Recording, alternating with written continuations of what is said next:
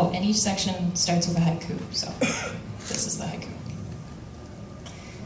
In winter, we see the reality of trees exposed in cold truth.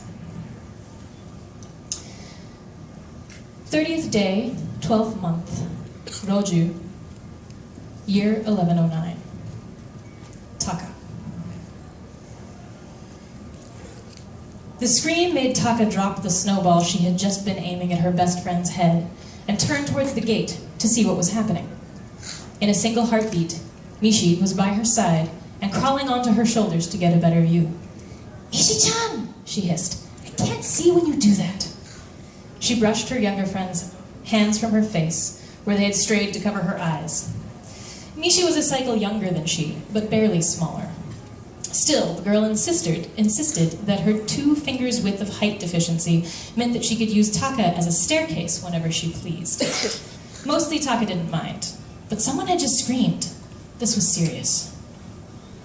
Once she had cleared her vision of her friend's hands, she was able to see what was happening at the small gate that led into the snow-covered garden. "Mishi-chan, is that Rika-san?" She didn't give Mishi time to reply, for in a single breath they both recognized the girl, and in one move Mishi had dismounted from Taka's shoulders, and they had both begun running in Rika's direction. As they neared her, they saw that her face was streaked with dirt and tears, her clothes soaked with melting snow, and her body a mere shadow of what it had been when she had left them only 2 moons before. "Rika-san?" they both asked as they ran towards her. Why had the older girl screamed? She was stumbling now, through the small wooden gate and towards the door to the orphanage's kitchen, which lay only a few tatami lengths away from her and across the snow-buried garden.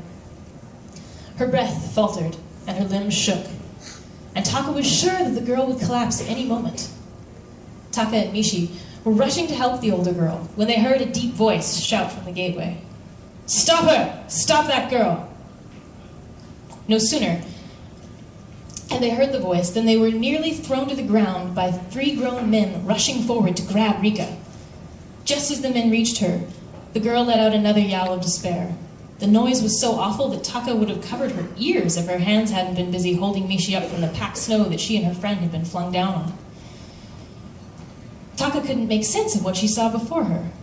The men appeared to be normal villagers, men she would have recognized from the town market.